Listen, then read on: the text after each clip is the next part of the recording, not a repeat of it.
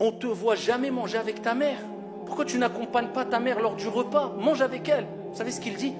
Il dit, je ne veux pas manger avec ma mère parce que j'ai peur que, en mangeant avec elle, je prenne une part de la nourriture dont elle voulait prendre sans que je le sache, et par cela, que je tombe dans l'ingratitude ou le mauvais comportement envers les parents.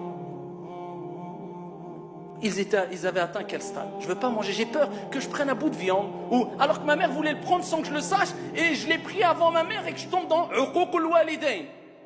Vous avez vu le niveau qu'ils avaient atteint?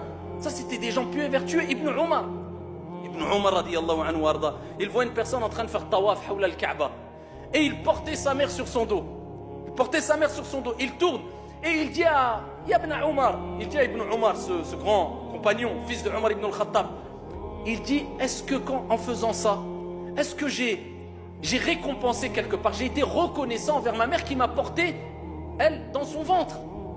Il dit, pas même une seule contraction. Il dit, tu la portes, tu fais tawaf, tu crois que tu l'as récompensé?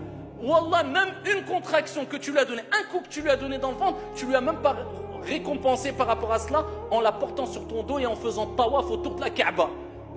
On n'en est même pas là. Il y a des gens juste visiter sa mère de temps en temps ou accompagner sa mère où il est loin, parce qu'on n'en est même pas là encore.